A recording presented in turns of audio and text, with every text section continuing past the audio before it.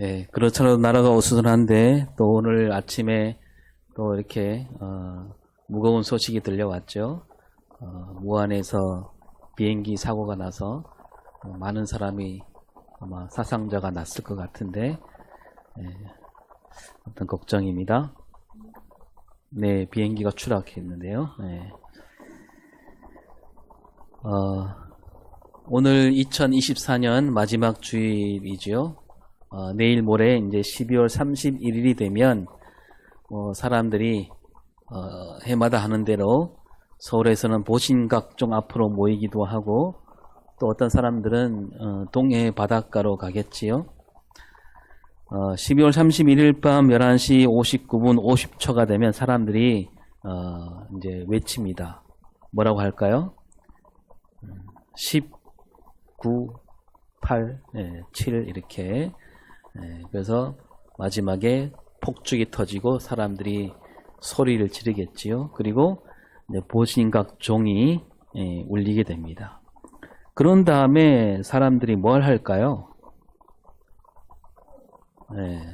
저마다 새해 소원을 빌겠지요. 그리고 이제 1월 1일이 돼서 새벽에 동해 그 바닷가로 가는 길이 막힙니다. 사람들이 많아서 일찌감치 떠나기도 하고, 그리고 이제 하늘은 아직 깜깜한데 사람들이 바닷가에 줄지어 서서 해가 뜨기를 기다리지요. 해가 조금씩 떠오르게 되면 또 그때 사람들은 뭘 할까요? 이때도 저마다 새해 소원을 빌겠지요. 이 사람들, 그 보신각 앞에서 또 바닷가에서 이 사람들이 비는 소원, 소망은 뭘까요? 어떤 소원을 빌까? 건강, 재물, 사업, 또 자녀들, 진학, 취업, 그런 거겠죠. 교회에서도 연말과 새해를 맞이하는데요.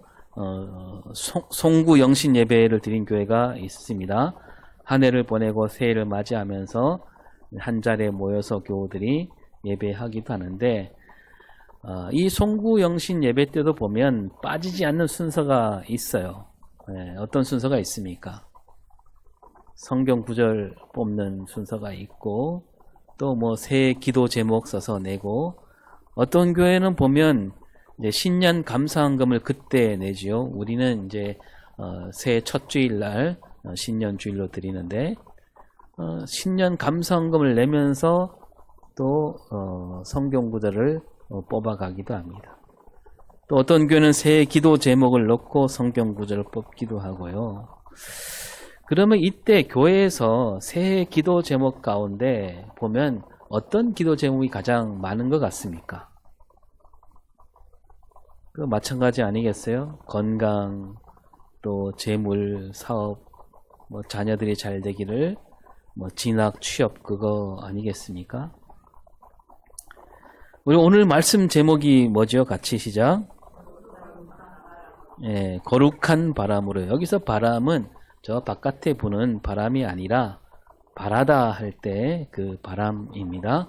사람들은 흔히 바램이라고 말하는데 따지면 바램은 틀린 말이고 바람이 맞는 말이죠. 그럼 우리가 우리 바람은 남달라야 한다는 겁니다. 예수 믿는 사람들이라면 믿지 않는 사람들과 달라야 되지 않겠습니까? 믿지 않는 사람들과 다르다, 그런 뜻을 붙여서 얘기하면 거룩하다, 그런 뜻이죠. 오늘 말씀에서 사무엘 어머니 한나가 사무엘을 낳고 하나님께 기도하고 있는데요. 이 기도를 보면 바로 이 거룩한 바람, 거룩한 기도가 어떤 건가, 그 본보기를 보여주고 있습니다. 그래서 나중에 그 마리아가 성령으로 아이를 가졌다는 소식을 들었을 때 마리아도 바로 이 한나가 기도한 기도를 갖고 기도하면서 그 마음을 추스르는 것을 우리가 알 수가 있는데요. 우리가 알다시피 한나는 아이가 없었지요. 사무엘상 오늘 2장을 잠깐 보았는데 그 1장을 간추리면 이렇습니다. 에브라임 산지 라마다임 소빔에 엘가나라는 사람이 살고 있었고 그 사람은 아내가 둘이었습니다. 한나와 브닌나를 두었는데 이 브닌나에게는 자녀가 있었고 한나는 아이를 갖지 못했다. 그 엘가나가 해마다 실로에 올라가서 여호와께 제사했지요. 이때 같이 올라가면서 브닌나가 아이 없는 한나를 괴롭히고 놀려댔다 그랬습니다. 한나는 크게 괴로워하고 그때마다 하나님께 애타게 매달리곤 했는데 그 기도가 보면 그때 어떻게 기도하냐면 저에게 아들을 주시면 그 아들을 하나님께 드리겠습니다. 그렇게 기도하고 있는데 그 한나가 거기 성막에서 기도할 때 이 제사장이 있습니다. 그 제사장 엘리라는 사람인데 이 엘리는 그 한나가 기도하는 걸 보고 어떻게 생각했냐면 술에 취했구나. 그래서 한나가 그 엘리 제사장을 만나서 그 마음에 있는 말을 다 하게 되지요. 그러자 엘리가 비로소 알아듣고 한나에게 축복하며 평안을 빕니다. 그리고 한나는 그 엘리 제사장 말을 듣고 믿음으로 평안을 얻고 돌아가게 되지요. 그리고 얼마 뒤 한나는 아기를 갖게 되고 드디어 아들을 낳고 그 이름을 사무엘이라고 짓습니다. 그 이름 뜻은 내가 여호와께 그를 구하였다. 그런 뜻이죠. 그리고 한나는 아기가 젖을 뗄 때까지 기다렸다가 이제 사무엘을 데리고 아들 사무엘을 데리고 다시 실로에 올라가서 그 사무엘을 하나님께 바치는 그러니까 사무엘을 엘리 제사장에게 맡기게 되죠. 그때 맡길 때 한나가 엘리에게 이렇게 말합니다. 1장 27절 이 아이를 위하여 내가 기도하였더니 내가 구하여 기도한 바를 여호와께서 내게 허락하신지라. 네.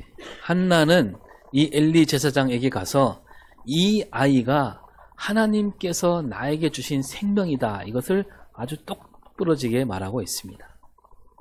이때 엘리 제사장이 이 말을 듣고 크게 찔림을 받았으리라 우리가 여겨지는데 왜냐하면 이 엘리 제사장인데 이 제사장 두 아들은 엉망으로 살고 있었거든요. 아버지 뒤를 이어 제사장이 되었지만 그들은 하나님 뜻을 거스르며 살아가고 있었습니다. 오늘 새벽에 그 엘리 제사장 아들들이 얼마나 삐뚤어졌는지 우리가 읽고 나누었습니다. 그러니까 이 엘리 제사장은 한나처럼 그렇게 아이를 키우지 못한 겁니다.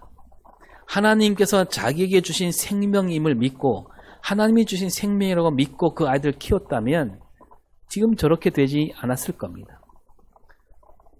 그러니까 하나님은 바로 이 한나를 엘리에게 보내셔서 제사장 엘리에게 이 엘리가 무엇을 잘못했는가, 아이를 어떻게 잘못 키웠는지 하나님이 일깨워 주시고 있는 겁니다.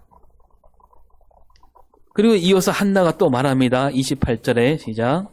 그러므로 나도 그를 여호와께 드리되 그의 평생을 여호와께 드리나이다 하고 그가 거기서 여호와께 경배하니라. 네.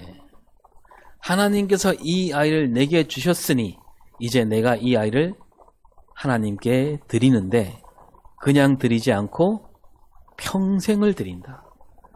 이 아이가 평생 하나님만을 섬기는 그 성막에서 하나님을 섬기는 자로 드리겠다는 겁니다.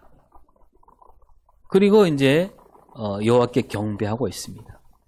그러니까 우리가 이 말씀에서 우리에게 있는 모든 것이 하나님 것이다. 이것을 우리가 일깨울 수 있어야 되는 거죠. 심지어 내 자식조차도 내 몸으로 난 자식이지만 하나님 것이다.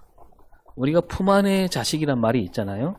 이 말은 뭐냐면 내 품 안에 있을 때만 내 자식인데 크면 다 떠난다 그거잖아요. 근데 우리 그리스도인들은 여기에 한술 더 떠서 내 품 안에 있을 때조차도 그 자식은 내 것이 아니라 하나님 것이다.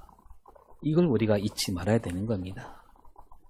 그리고 이제 아기를 엘리 제사장에게 맡긴 한나가 하나님께 경배하고 있습니다. 하나님께 감사하고 있는 거죠. 그러니까 아이를 지금 떼어놓고 가야 되잖아요. 그 이제 막 젖된 아이인데 그 놓고 가는데도 한나는 하나님께 경배하고 있습니다. 그 아이를 마지막으로 안고 막 부비고 그게 아니라 하나님께 경배하고 돌아가고 있습니다. 그러니까 이 한나의 믿음이 참으로 놀라운 거죠. 그 아기가 가장 어여쁠 때 아니겠습니까? 젖을 막 뗐으니까. 근데 그 마음이 이루 말할 수 없을 만큼 힘들었을 텐데 한나는 그것을 이겨내고 하나님께 경배하는 거죠. 그리고 와서 하나님께 기도합니다. 2장 1절을 볼까요? 미 여호와로 말미암아 즐거워하며 내 뿔이 여호와로 말미암아 높아졌으며 내 입이 내 원수들을 향하여 크게 열렸으니 이는 내가 주의 구원으로 말미암아 기뻐함이니. 예, 기도 첫 마디가 이거예요. 아기에 대한 말이 있습니까? 자기 아들에 대한 말이 하나도 없어요. 여러분, 우리 같으면 어떻게 기도했겠습니까? 하나님, 우리 아이 사무엘이 부디 무럭무럭 튼튼하게 잘 자라게 하시고 앞으로 아무 어려움도 없게 하시고 병치레도 없고 씩씩하게 잘 자라게 하나님 도와주시옵소서. 이런 기도가 우리가 먼저 나오지 않겠습니까? 그린 뭐 거기에 좀 믿음이 있는 부모라면 하나님, 제가 이 아이를 모든 것을 맡기오니 하나님께서 우리 아이를 지켜주시고 길러주시옵소서. 이렇게 첫 마디가 나와야 되지 않겠어요? 그런데 여러분, 한나는 그 첫 번째 기도가 무슨 기도입니까? 내 마음이 여호와로 말미암아 즐거워한다. 아이가 자기 곁을 떠나서 이제 살아가게 되는데 마음이 즐겁다 그럽니다.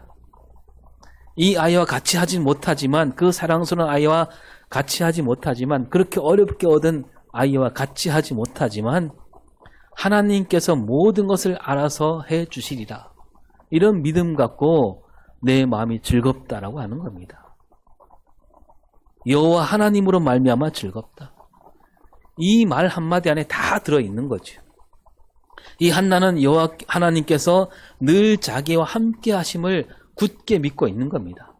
언제 어디서나 하나님께서 나와 함께 하시기에 그 하나님께 맡긴 아들, 그 아들을 내가 눈으로 볼 수 없어도 하나님 안에서 늘 함께 있음을 믿는 믿음이라는 겁니다. 뭐 하나님께 맡기지 않고 자기가 키운다고 할 때 뭐 늘 눈으로 아들을 볼 수 있고 목소리를 들을 수 있고 그 몸을 어루만질 수 있지만, 근데 언제까지나 내 곁에 있으리라고 큰 소리 칠 수 없는 게 우리 인생이잖아요. 사람 사는 일이 언제 어떻게 될지도 모르고 또 언젠가는 부모 곁을 떠나게 됩니다. 그러니까 한나는 이 아이를 하나님께 맡김으로 늘 나와 함께 하신 하나님을 믿기에 나는 그 하나님과 늘 함께 있으니까 그 아들 또한 함께 있을 수 있다라는 그런 믿음, 그 믿음이 있으니까요 여호와로 말미암아 즐거워한다, 이렇게 기도를 하고 있는 겁니다. 여러분, 오늘 우리 믿음은 어떤가? 우리도 언제나 여호와로 말미암아 즐거워하는 그런 복된 신앙이 될 수 있기를 바랍니다. 그리고 한나는 또 내 뿔이 여호와로 말미암아 높아졌다. 여기서 내 뿔이 높아졌다, 이 말은 이제 하나님과 세상 앞에서 어깨를 펴고 고개를 들 수 있게 되었다는 거죠. 그동안 한나는 늘 고개를 숙인 채 어깨를 움츠리고 다녔습니다. 아이를 못 낳는 여인이란 꼬리표를 달고 다녔습니다. 그런데 이제는 그럴 까닭이 없게 되었다. 그리고 사람들에게 굳이 다니면서 나도 아이를 낳았다 이렇게 말하지 않아도 되는 겁니다. 하나님께 맡겼으니까, 성전에서 성막에서 자라게 되니까 거기 드나드는 모든 사람이 저절로 알게 되는 거 아니겠어요? 이 하나님 집에서 섬기는 저 아이가 바로 그 한나가 낳은 아이구나, 이런 소문이 널리 퍼져 나가게 되는 것이고, 그 아이와 더불어 한나 이름도 널리 퍼져 나가게 되는 겁니다. 여러분, 그 한나 이름이 그 시대 그 동네에만 퍼져나간 게 아니었어요. 보면 지금 우리도 한나 이름을 잘 알고 있잖아요. 우리가 성경 말씀으로 한나를 알게 되지만 우리가 조금만 눈을 넓히면 한나란 이름을 쉽게 들을 수 있어요. 뭐 이스라엘 사람들 말할 것도 없고 서양도 그렇고 우리나라에도 한나라는 이름을 가진 사람 찾아볼 수가 있잖아요. 그러니까 내 뿔이 높아졌다. 그 뿔이 높을 대로 높아진 거죠. 앞으로도 이 한나 이름은 많은 사람 입에 오르내리게 되는 거죠. 하나님 이름이 있는 곳에, 하나님 말씀이 있는 곳에 이 한나 이름도 알려지게 되는, 오늘 우리도 이 한나와 같은 믿음으로 살아가야 되는 거죠. 가장 귀한 아들을 하나님께 맡긴 그 한나처럼 우리도 우리에게 있는 가운데 가장 귀한 것을 하나님께 맡기는, 그게 바로 하나님께 영광을 올려드리는 길이고, 하나님 이름이 있는 곳에 우리 이름도 더불어 알려지게 되는 겁니다. 그리고 한나가 또 내 입이 내 원수들을 향하여 크게 열렸으니 이는 내가 주의 구원으로 말미암아 기뻐함이니이다. 한나는 자기 원수들 앞에 가서도 입을 크게 열고 기쁨으로 노래한다 그럽니다. 한나에게 원수는 누굴까요? 하나님을 제대로 믿지 않는 사람들이겠지요. 하나님을 믿지 않던 이들은 한나를 비웃고 또 놀려댔습니다. 그렇게 하나님을 믿으면 뭐하냐? 아이도 낳지 못하는, 이제 한나는 그런 이들 앞에 가서 하나님께서 나를 굽어 살피셨고 나를 건지셨으므로 나는 크게 기뻐하며 살고 있다고 소리치게 되었다는 겁니다. 이 한나를 비웃는다는 것은 하나님을 비우는 거랑 마찬가지였죠. 한나가 그들 앞에 큰 소리치는 거죠. 오늘 우리도요, 우리를 비웃는 무리 앞에서 하나님 이름을 크게 소리칠 수 있어야 됩니다. 그러니까 예수를 믿으면 뭐하냐? 그렇게 꼬박꼬박 예수 믿으면 뭐하냐? 뭐 변변한 게 없지 않느냐? 그렇게 비웃는 사람들이 있잖아요. 그럴 때 우리가 큰 소리로 하나님께 찬양할 수 있어야 됩니다. 하나님이 나와 함께 하심으로 나는 세상에서 가장 값진 삶을 살고 있다. 2절에서 2절을 볼까요? 시작. 지 거룩하신 이가 없으시니 이는 주밖에 다른 이가 없고 우리 하나님 같은 반석도 없으시니이다. 네. 하나님은 거룩하신 분이다. 거룩하다. 세상과 다르다는 거죠. 하나님께서 세상과 다른 게 뭐냐? 주밖에 다른 이가 없다는 겁니다. 세상은 달면 삼키고 쓰면 뱉는 그런 사람들로 가득하지만 하나님은 언제나 늘 그 자리에 계신 분이다. 이 세상 그 어떤 사람도 늘 같이 있을 수가 없잖아요. 세상에 기댈 것이 없습니다. 그러니까 하나님은 반석이고 언제까지나 같은 마음으로 함께 하신 분인데 세상에 기댈 수 있는 것은 없습니다. 기대려고 하면 금방 무너지잖아요. 하지만 반석이신 하나님은 결코 흔들리지 않고 언제나 우리 곁에 계시는 그런 뜻에서 하나님이야말로 세상과 다른 거룩하신 분이다. 오늘도 마찬가지죠. 하나님은 거룩하시다. 세상과 다릅니다. 여러분, 세상은 늘 바뀌잖아요. 입맛 따라 바뀌고 세월 따라 바뀌고 재물과 권력에 따라 바뀝니다.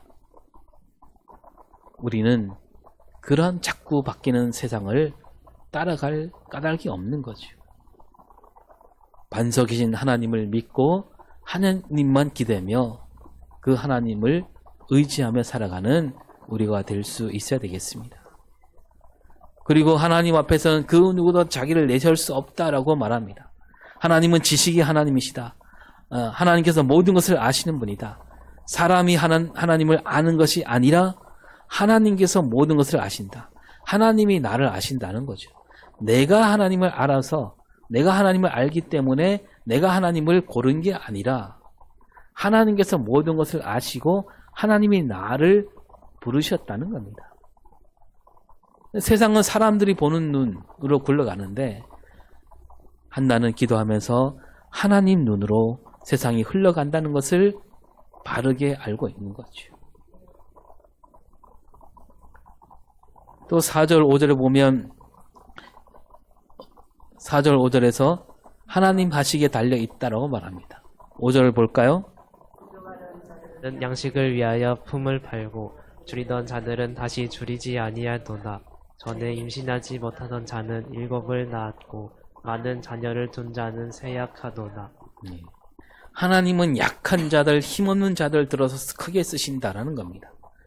하나는 힘없고 약한 사람이었고 비웃음을 받고 살았는데 이제는 누구보다도 떳떳한 삶을 살아가게 되었다고 노래하고 있습니다. 하나님은 언제나 약한 이들, 힘없는 이들, 없는 사람들, 줄인 자들 편에 서 계신다는 거죠. 그들을 들어서 세상 어디에서도 굽히지 않고 살아갈 수 있도록 만들어주신 하나님. 오늘도 마찬가지로 우리가 하나님을 믿고 살아가는 사람들인데 따지고 보면 세상 사람들과 견주어 볼 때 우리가 특히 내세울 건 별로 없습니다. 그들과 견주어 우리가 보잘것없는 수도 많습니다. 그런데 하나님은 그러한 우리를 들어서 쓰신다는 거죠. 우리로 하여 하나님 나라를 이루게 하실 것이고 그 하나님 나라가 마침내 이루어지는 날 우리는 빛나는 자리에 앉게 될 것이고 그때 많은 사람에게 우러름을 받게 되리라. 그런 소망을 우리에게 주시고 있는 거죠. 그리고 오늘 읽었지만 6절부터 10절에 보면 하나님께서 세상을 이끌어 가신다. 죽음과 삶이 하나님께 있고 가난과 부도 하나님께 있으며 모든 권력도 하나님께 있다라고 노래하면서 10절을 이렇게 마무리합니다. 시작. 를 대적하는 자는 산산이 깨어질 것이야. 하늘에서 우레로 그들을 치시리로다. 여호와께서 땅끝까지 심판을 내리시고 자기 왕에게 힘을 주시며 자기의 기름 부음을 받은 자의 뿔을 높이시리로다. 네. 말하자면 하나님을 등지고 살아갈 수 있는 사람은 아무도 없다는 거죠. 하나님께 사랑받는 자로서 사는 이들에게는 모든 힘과 권세를 주신다는 겁니다. 이렇게 기도한 다음에 한나와 엘가나는 집으로 갑니다. 그리고 사무엘은 엘리 제사장을 도와서 하나님을 섬기는 일을 하게 되죠. 그러니까 이 한나가 드린 기도는 보면 내 자식에 대한 기도가 하나도 없어요. 다만 마지막에 자기의 기름 부음을 받은 자의 뿔을 높이시리로다. 하나님께서 기름을 부어서 이 사무엘을 들어 쓰신다. 그러니까 하나님 이름을 높여드리면서 하나님 뜻 안에서 모든 것이 제자리에 돌아갈 때 우리 아들이 하나님 뜻 안에서 잘 자라게 되리라. 그 믿음을 갖고 기도하고 있는 거죠. 여러분 그 기도가 바로 거룩한 기도고요. 거룩한 바람이라는 겁니다. 그렇게 그 거룩한 바람과 기도로 자라난 사무엘은 어떻게 됩니까? 저 뒤에 26절을 볼까요? 여호와와 사람들에게 은총을 더욱 받더라. 이 사무엘이 자라면서 하나님과 사람들 앞에서 은총을 받더라. 여호와 사람들 모두에게 은총을 받는. 그러니까 무슨 얘기냐면 이스라엘을 이끄는 새로운 지도자로 자라게 되었다는 얘기입니다. 그래서 그때부터 이스라엘 지도자가 바뀝니다. 엘리 제사장 시대가 저물고 새로운 지도자 사무엘 시대가 열리는 거죠. 이 엘리 제사장은 어땠습니까? 자기 아들들에게 제사장 자리를 물려주긴 했지만 그 아들들은 전혀 제사장답지 못했습니다. 지도자가 아니었어요. 그러니까 엘리는 그 한나와 같은 마음으로 아이를 키우지 못한 겁니다. 그러니까 한나가 앞에서 기도할 때 하나님께 기도할 때 엘리가 전혀 알아듣지 못했다 그랬습니다. 저 한나가 술 취한 것 아닌가? 그러니까 정신이 없어서 알아듣지 못하게 했겠지만 엘리 제사장은 그런 기도를 드려본 적이 없는 겁니다. 그냥 오직 내 아들이니까 내 생각대로 키운 거죠. 하나님이 주셨다는 생각이 없었습니다. 그러니까 제사장이었지만 거룩하지 않았다는 겁니다. 세상과 다르지 않았다는 겁니다. 그저 내 자식이 최고예요. 오냐오냐 키운 거예요. 뭐 세상이 어찌 되든 알 바가 아니었어요. 그저 내 아들에게 남들보다 좋은 음식, 좋은 옷 챙겨주기 바빴던 거죠. 아들이 바라는 거 다 들어줍니다. 심지어 아침에 우리가 새벽에 봤지만 제사할 때 드린 그 고기도 그냥 마음대로 갖다 준 겁니다. 여러분 엘리는 자기 아들들에게는 좋은 아버지였겠죠. 둘도 없는 아버지죠. 아들들이 좋아하는 일이라면 뭐든지 하는 아버지였습니다. 아들들이 기뻐하는 일이라면 물불을 가리지 않고 다 해줬습니다. 그런데 정작 신앙은 물려주지 않았습니다. 말씀을 가르치지 않았어요. 제사장이란 자리, 그거는 그냥 그 직분은 그냥 직업일 뿐이었어요. 엘리 아들들은 신앙은 물려받지 못하고 그 직업만 물려받은 겁니다. 그럼 엘리도 기도했겠지요. 그러나 그 기도는 거룩하지 않은 기도였습니다. 엘리가 바라는 그 바람은 세상과 다르지 않았던 겁니다. 아들들에게 좋은 부모, 좋은 아버지였는지 모르지만 신앙으로, 인격으로 훌륭한 아버지가 될 수 없었던 겁니다. 여러분, 요즘도 그런 사람들이 많지 않습니까? 내 자식에게는 참 좋은 부모, 좋은 엄마입니다. 아이들도 알지요. 우리 엄마, 우리 부모님이 날 키우느라고 참 고생이 많이 하셨구나. 나를 정말로 아끼고 사랑하셨구나. 그런데 한 걸음 더 들어가서 정말 그 자식에게 훌륭한 부모, 정말 본받을 만한 부모로 우리가 살아가고 있는가? 사무엘은 어머니 한나로부터 배웠습니다.